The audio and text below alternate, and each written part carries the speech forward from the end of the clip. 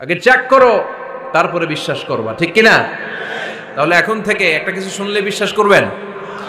একজন এসে বলল, ভাইজান আপনার মেয়েরা দেখলাম আরেক ছেলের সাথে বাজারে ঘোরাফেরা করে, ওই রমনার বটমূলে দেখলাম আপনার মেয়ে আরেক ছেলেরে নিয়ে ফষ্টি নষ্টি করে, লোকের কথা বিশ্বাস করে বাসায় যে মেয়ের চুলের মধ্যে ধরে মাইর, আইজো মার কাইলো মাইর। এরকম হইতে পারে না? হয়তো ওই লোক আপনার মেয়ের মতো দেখতে আরেক মেয়েকে দেখছিল। এরকম হয় কিনা সমাজে? একজন এসে বললো, ভাই আপনি এখানে ভাবিরও তো দেখলাম ওই জায়গায় আরেক লোকের সাথে ঘোরাফেরা করতেছে, খবর রাখেন না বাসা? আপনি রেগে মেগে, ঘটনা কি? আমার খেয়ে আমার পরে আরেকজনের সাথে, যে এই বাড়িতে যে মায়ের, কোনো কথা নেই। দেখবেন যে ছোট্ট মারামারি থেকে এই ঘটনা অনেক সময় বিচ্ছেদ বা ডিভোর্স পর্যন্ত গড়ায়, ঠিক কিনা?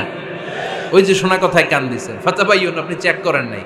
হয়তো আপনার স্ত্রীর মতো দেখতে বা আপনার স্ত্রী যে জামা পরে, যে পোশাক পরে, এরকম পোশাক পরে আরেক নারীকে দেখছে, আপনার বউ না এটা।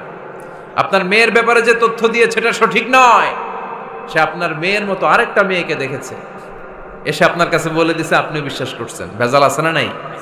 এই ভেজালগুলোকে থামানোর জন্য কোরআনে এই বিধানগুলো নাজিল করেছে কে? তাহলে ফরিদপুরের ভাইয়েরা, সমাজটাকে সুন্দর রাখার তথ্য একটা শুনলেই বিশ্বাস করবেন না। সিলে কান নিয়ে গেছে শুনলেই সিলের পিছনে দৌড়, নাকি? কি করবেন? আগে কানে হাত দিয়ে একটু দেখবো কান দুইটা আছে না নাই, তারপরে চিলের পিছনে দৌড়ানো। তাহলে এখন থেকে আমরা তথ্য একটা শুনলে বিশ্বাস করব। তাহলে কি করবেন? বলতে হবে কি করবেন? যাচাই বাছাই, জাস্টিফিকেশন অফ দ্য নিউজ। কোন নিউজ জাস্টিফিকেশন ছাড়া আমরা প্রচার করব, বিশ্বাস করব, শেয়ার করব না। আল্লাহ বললেন, ইয়া আইয়ুহাল্লাযীনা আমানু লা ইয়াসখার কওমুম মিন কওম। ওহে আমার ঈমানদার বান্দারা, শোনো শোনো, খবরদার কখনো কোনো মুমিন বান্দারে ঠাট্টা করো না, অবজ্ঞা করো না, ঠাট্টা করো না। তার মনে কষ্ট হয় এমন কোন কথা তারে বলো না। নেভার স্কপ অফ এনিবডি, কাউকে নিয়ে ঠাট্টা করবেন না। তার দেহ নিয়ে, তার আকৃতি নিয়ে, তার বংশ নিয়ে। এক লোকের বাবা ছিল চোর, কিন্তু তার ছেলে অনেক ভালো। আপনি কি তারা বলতে পারবেন তুই চোরের ঘরের চোর? বলতে পারবেন? চুরি করছে বাবা, ওর কি দোষ? কথা বলেন। এগুলো কবিরা গুনাহ। আওয়াজ করে বলেন তো, কি গুনাহ? কবিরা গুনাহ। কারো আকৃতি নিয়ে, আমার ফরিদপুরের কলিজার টুকরা যুবক ভাইরা, কারো আকৃতি নিয়ে কখনো অবজ্ঞা করবে না, তুচ্ছ জ্ঞান করবে না। এটা কবিরা গুনাহ, এটা আল্লাহ খুব অপছন্দ করেন। এর কারণ আকৃতিটা আমাদের হাতে নাই। আমাদের কারো নাক লম্বা, কারো খাটো, আমরা কেউ কালো, কেউ সাদা, আমরা কেউ স্মার্ট, কেউ অন্যরকম। তো এই যে আমাদের এক এক ধরনের আকৃতি, এটা কি আমি বানাইছি? আপনি বানাইছেন? দিছে কে? এই জন্য কারো দেহের গঠন নিয়ে যদি আপনি অবজ্ঞা করেন, এটা প্রক্ষান্তরে আপনি স্রষ্টাকে নিয়ে অবজ্ঞা করলেন। কারো দেহের আকৃতি নিয়ে যদি আপনি তুচ্ছ করেন, তাকে তুচ্ছ করেননি, আমার রবকে আপনি তুচ্ছ করেছেন। চিল্লায় বলেন ঠিক কিনা? খবরদার, তুই কালু, তুই লম্বু, তুই মোটু, তুই কানা, তুই রোহিঙ্গা, আছে না নাই? ইদানিং ইদানিং এটা খুব চলে। এই রোহিঙ্গা নামটা আছে না? ফরিদপুরে এগুলো ঢুকে নাই না? আমাদের ওইদিকে দেখি কি অবস্থা, কারোর সাথে কেউ লাগলে তুই রোহিঙ্গা। কি আশ্চর্য, এই গালি কবে আসলো? হ্যাঁ, অনেক ধরনের গালি। ঢাকায় আর একটা চলে ফইন্নির ভূত, কি বলে? এই এগুলো আগে শুনি নাই আমরা, রিসেন্ট এগুলো বলা শুরু করছে। ফইন্নির ভূত, রোহিঙ্গা না। এগুলো বলে আপনি কাউকে অবজ্ঞা করতে পারবেন? পারবেন না। খবরদার, এটা কবিরা গুনাহ, এটা ছোট গুনাহ মনে করবেন না। কারণ আকৃতি নিয়ে তুচ্ছ করা যায় না, কারণ আকৃতি দান করেছে কে? হুয়াল্লাযী ইউসাউইরুকুম ফিল আরহামি কাইফা ইয়াশা লা ইলাহা ইল্লা হুয়াল আজিজুল হাকীম। তিনি এমন সত্তা যিনি তোমাদের চেহারার অবয়ব দিয়েছেন, তোমাদের আকৃতি দান করেছেন তখন যখন তোমরা মায়ের পেটের ভেতরে ছোট্ট জোকের মতো ছিলা। মায়ের পেটের ভেতরে আমরা যখন সবাই এত ছোট্ট, তখনই আমাদের চেহারার আকৃতি দিয়েছে কে? কে সুন্দর হব, কে ছেলে হব, কে মেয়ে হব, কে মোটা হব, কে চিকন হব আমার ইচ্ছা হয়েছি? আওয়াজ করে বলতে হবে, কার ইচ্ছায়?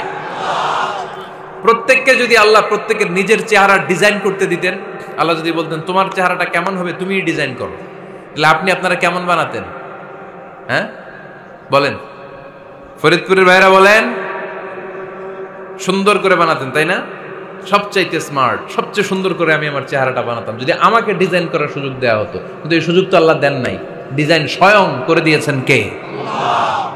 কোন নারীকে যদি আল্লাহ বলতে এই নারীরা তোমাদের চেহারা কার কেমন লাগবে তোমরা বানাও, প্রত্যেক নারী কি করতো?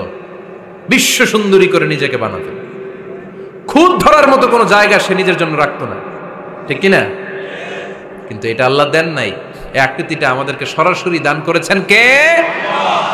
খবরদার, আমাদের অনেকে বিকলাঙ্গ, আমাদের অনেকের হাত ছোট, পা বড়, দেখতে মোটা, কেউ চিকন কেউ কালো। খবরদার, কারো আকৃতি নিয়ে কখনো কোনো অবজ্ঞার সুরে, ঠাট্টার সুরে কোনো কথা আমরা বলবো না। রাজি আছেন? সবাই রাজি আছেন? আল্লাহ রাসূল সাল্লাল্লাহু আলাইহি ওয়াসাল্লামের এক সাহাবী ছিল, নাম ইবনে মাসউদ রাদিয়াল্লাহু তাআলা আনহু। উনার পায়ের নলা ছিল খুব চিকন, অস্বাভাবিক চিকন, স্বাভাবিক না। তো উনিও এটা ঢেকে রাখতেন, দেখাতেন না কাউকে। একদিন উনি খেজুর পাড়ার জন্য খেজুর গাছে উঠলেন। খেজুর গাছে ওঠার পরে নিচ থেকে সাহাবারা পায়ের চিকন নলা দেখে ফেলছে। দেখে সবাই হাসি, সবাই হেসে কুটি কুটি।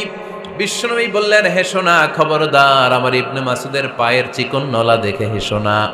আমার ইবনে মাসুদের এই পায়ের চিকন নলা যদি মিজানের পাল্লায় উঠিয়ে দেয়া হয়, কিয়ামতের দিন উহুদ পাহাড়ের চেয়েও ভারী হয়ে যাবে। খবরদার, আমার ইবনে মাসুদকে আমার আল্লাহ অনেক পছন্দ করে, তার পা চিকন দেখে তাকে তুচ্ছ করো না। আল্লাহর হাবিব সাল্লাল্লাহু আলাইহি ইসলামের 11 জন স্ত্রীর মধ্য থেকে একজন স্ত্রী ছিলেন একজন স্থূল আকৃতির, অবিসিটি ছিল, একটু মোটা। ওনার নাম ছিল সাফিয়া রাদিয়াল্লাহু তাআলা আনহা। তা আম্মা জান আয়েশার সাথে একবার সাফিয়ার ঝগড়া। নবীদের বউদের মাঝে মাঝে মাঝে ঝগড়া হতো, তবে সেটা হতো মধুর ঝগড়া। সুবহানাল্লাহ পড়েন। আম্মা জান আয়েশা রাদিয়াল্লাহু তাআলা আনহার বাসায় একদিন বিশ্বনবী বসা ছিলেন। আরেকজন স্ত্রী, বিশ্বনবীর আরেকজন স্ত্রী রান্না করে কিছু খাবার আম্মা জান আয়েশার ঘরে পাঠিয়েছেন। এক দাসী দিয়ে বলল, যাও এটা আয়েশার ঘরে দিয়ে আসো, কারণ নবী আয়েশার ঘরে। আম্মা জান আয়েশা রাদিয়াল্লাহু তাআলা আনহা বললেন, এগুলো কি? ওই দাসী বলে, তরকারি। কে দিছে? অমুক স্ত্রী। কেন দিয়েছে? আমি কি রান্না করতে পারি না? তোমরা রান্না তোমরা খাও। এই কথা বলে পাতিল সহ উড়ায় মারছে চেহারার মধ্যে। এর কারণ ওনারা মানুষ ছিলেন, মানবীয় ব্যাপারগুলো ওনাদের মধ্যেও কাজ করত। আবার এক স্ত্রী ঝোল দিয়ে রান্না করে কিছু খাবার নিয়ে এসেছে। আম্মা জান আয়েশা রেগে মেগে ওই ঝোল নিয়ে ওই স্ত্রীর গালের মধ্যে মেখে দিয়েছেন। বিশ্বনবীর আরেক বউয়ের গালের মধ্যে ওই ঝোল লাগাই দিচ্ছে। এবার ওই স্ত্রী বিশ্বনবীর কাছে যেয়ে বলে, ইয়া রাসূলুল্লাহ, দেখেন আয়েশারে আপনি বেশি আদর করেন তো, দেখেন কি করে আমাদের সাথে। এই যে আমাদের গালের মধ্যে ঝোল মাখাই একেবারে মেকআপ বানাই দিচ্ছে। বিষ্ণু ইসা ইসলাম বললেন, তাই আয়েশাকে ডাকো। আম্মা জান আয়েশা রাদিয়াল্লাহু তাআলা আনহা আসলেন। আল্লাহ রাসূল সাল্লাল্লাহু আলাইহি ওয়াসাল্লাম বললেন, তুমি কি আমার এই স্ত্রীর সাথে এমন আচরণ করেছো? আম্মা জান আয়েশা বললেন, করেছি। কেন? আম্মা জান আয়েশা বললেন, তখন মেজাজটা গরম ছিল, এখন বুঝতে পারতেছে আসলে এই কাজটা করা ঠিক হয় নাই। এবার বিশ্বনবী বিচার করবেন। বিশ্বনবী বললেন, আল কিসাস, যেমন করা হয়েছে বিচার হবে তেমন। তোমার গালে যেমনি ঝোল লাগাই দিছে, তুমি একটু ঝোল নিয়ে আয়েশার গালে লাগাই দাও। সুবহানাল্লাহ পড়বেন না? ওই স্ত্রীও কিছু ঝোল নিয়ে আম্মা জান আয়েশার গালে লাগাই দিল। এখন দুইজনে হাসতেছে, বিশ্বনবীও হাসলেন, আরশের উপর থেকে খুশি হয়ে গেলেন কে? তো স্ত্রীদের মধ্যে মাঝে মাঝে এটা ঘটতো। সাফিয়া রাদিয়াল্লাহু তাআলা আনহা ছিলেন একটু মোটা। আম্মা জান আয়েশা বললেন, ইয়া রাসূলুল্লাহ, দেখেন আপনার মুটি বউ, আপনার মুটকি বউ, এই মুটি বউ বলে একদিন একটা গালির মতো দিয়ে ফেলছে। আল্লাহ রাসূল সাল্লাল্লাহু আলাইহি ওয়াসাল্লাম রেগে গেলেন, বললেন, আয়েশা এটা কেমন কথা তুমি বললা মুটি? আমার